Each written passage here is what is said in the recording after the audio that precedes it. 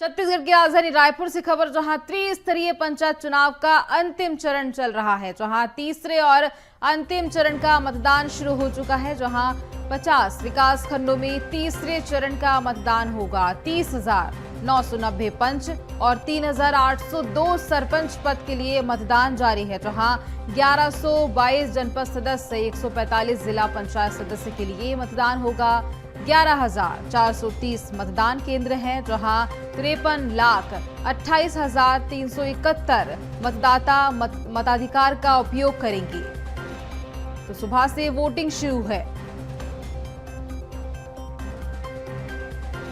तीसरे चरण का मतदान सुबह से जारी है।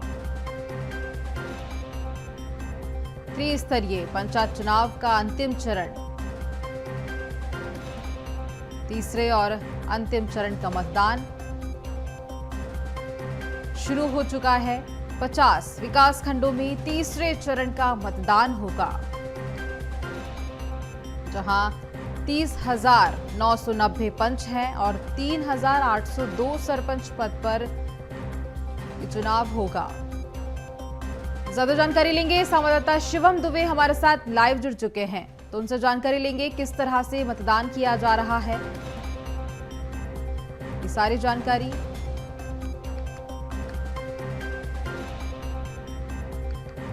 तो त्रिस्तरीय पंचायत चुनाव का अंतिम चरण, तीसरे और अंतिम चरण का मतदान सुबह से शुरू हो चुका है। जहां सभी मतदाता अपने मताधिकार का उपयोग कर रहे हैं।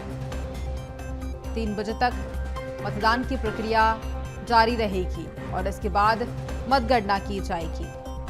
तीसरे और अंतिम चरण का मतदान शुरू हो चुका है। जहां 50 विकास खंडों में तीसरे चरण का मतदान होगा। 30,990 पंच हैं और वहीं 3,802 सरपंच पद के लिए ये मतदान किया जा रहा है। जहां 1122 जनपद सदस्य हैं, 145 जिला पंचायत सदस्य के लिए ये मतदान होगा। 11,430 मतदान केंद्र बनाए गए हैं। 53,28,371 मतदाता मतदान करेंगे, अपने मत अधिकार का उपयोग करेंगे। ज्यादा जानकारी लेंगे, संवाददाता शिवम दुबे हमारे साथ लाइव जुड़ चुके हैं। शिवम, देखिए, जिस तरह से देखा जा रहा है तीसरे और अंतिम चरण का मतदान जो सुबह से इसकी प्रक्रिया शुरू हो चुकी है, किस तरह की व्यवस्थाएं इस दौरान देखने को मिलेंगी? जी बिल्कुल, देखिए, नगरीय निकाय चुनाव के बाद अब त्रिस्तरीय पंचायत चुनाव का अंतिम चरण का मतदान आज होना है और 50 से ज़्यादा विकास खंड ऐसे हैं जहां पर मतदान होना। और सबसे खास बात इस बार ये है कि जो तीसरे और अंतिम चरण का आज मतदान हो रहा है, इसमें बस्तर के कई ऐसे इलाके हैं जहां पर आज़ादी के बाद पहली बार मतदान किया जाएगा और मतदान वहां पर शुरू हो चुका है। और ये गांव ऐसे हैं जहां पर मतदान हो रहा है, वो घोर नक्सल इलाकों में आते हैं। घोर नक्सल पीड़ित लोग यहाँ पर रहते हैं और किसी दशक में, किसी ज़माने में यहाँ पर नक्सलियों की तूती बोलती थी और नक्सलियों के खौफ से ग्रामीण मतदान करने नहीं जाते थे। लेकिन इस बार चुनाव में ये अंतर देखने को मिला है सरकार की कार्रवाइयों के बाद और नक्सलवाद के खिलाफ जो ऑपरेशन सरकार ने छेड़े हैं, उसके बाद ये देखने को मिल रहा है कि आज़ादी के बाद पहली बार बस्तर के कई इलाकों में आज मतदान हो रहा है। मतदान की प्रक्रिया अच्छे से चल रही है और सबसे खास बात इस बार ये भी है क्योंकि हर बार मतदान के दौरान नक्सलियों की धमक सुनाई देती थी। नक्सली चुनाव बहिष्कार करने की अपील करते थे, उसके लिए पर्चा फेंकते थे और तमाम तरह के हथकंडे अपनाते थे।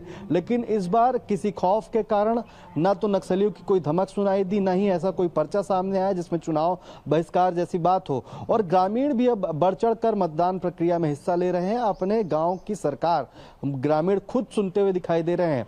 तीसरे और अंतिम चरण का मतदान आज जारी है।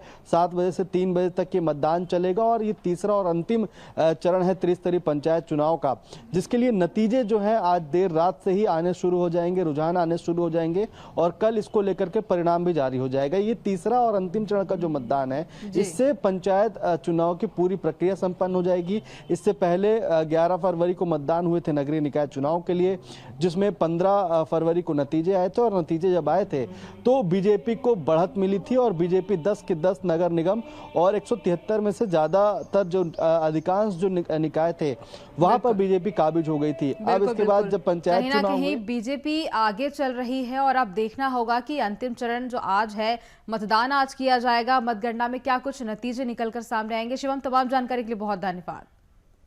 गरियाबंद से खबर, जहां त्रिस्तरीय पंचायत चुनाव का अंतिम चरण आज है, जहां जिले के देवभोग व फिंगेश्वर ब्लॉक में आज मतदान हो रहा है। वार्ड पंच, सरपंच, जनपद सदस्य, जिला पंचायत सदस्य के पद पर यह मतदान होगा। जहां देवभोग में 53 ग्राम पंचायतों के 131 मतदान केंद्रों पर मतदान किया जा रहा है। फिंगेश्वर में 71 ग्राम पंचायत के 229 मतदान केंद्रों पर मतदान होगा। ग्राम सरपंच सरकार बनाने मतदाताओं में भारी उत्साह का माहौल। मनमोहन नेताम ज्यादा जानकारी लेंगे, संवाददाता हमारे साथ लाइव जुड़ चुके हैं मनमोहन नेताम, उनसे ज्यादा जानकारी लेते हैं, समझते हैं कि कैसा वहां का माहौल देखा जा रहा है, किस हिसाब से मतदाता मतदान के लिए वहां पहुंच रहे हैं। मनमोहन जी, जैसा कि देखा जा रहा है कि सुबह मतदान शुरू हो चुके हैं 7 बजे से, अब तक वहां की कंडीशन क्या है? बिल्कुल, देखिए गुंजन, आज लोकतंत्र का महापर्व संपन्न हो रहा है। ऐसे में गरियाबंद जिले की बात करूं तो गरियाबंद जिले के फिंगेश्वर और देवभोग दोनों विकासखंड में आज त्रिस्तरीय पंचायत चुनाव संपन्न होंगे। हम इस वक्त मौजूद हैं देवभोग विकासखंड के कदली मुड़ा ये बूथ में मैं मौजूद हूं और मैं पीछे की तस्वीर आपको दिखाऊंगा।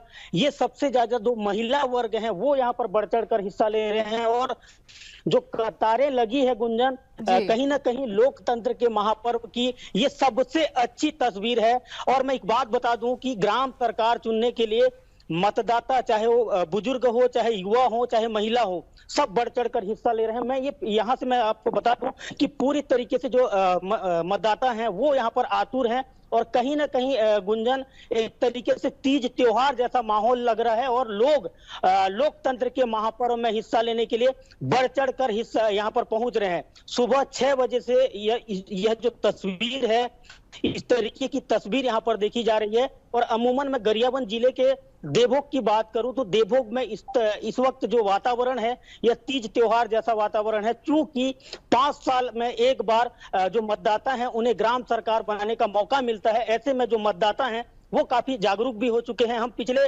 दफे देखे हैं संवेदनशील क्षेत्र, नक्सल प्रभावित क्षेत्र मैनपुर जैसे जो नक्सल प्रभावित क्षेत्र है वहां पर मतदान प्रतिशत में वृद्धि हुई थी और लोग 15 से 20 किलोमीटर दूर पैदल चलकर जो लोकतंत्र के महापर्व में हिस्सा लेने के लिए पहुंचे थे। तो कहीं ना कहीं अब लोगों में जागरूकता है और स्थानीय प्रशासन के द्वारा जो व्यवस्था की जा रही है, जागरूकता की बात करें या फिर प्रचार प्रसार की बात करें तो आज देवभोग विकासखंड के 53 ग्राम पंचायत में चुनाव संपन्न होंगे और 131 मतदान केंद्र बनाए गए हैं और जो प्रशासन के द्वारा चाक चौबंद व्यवस्था की गई है।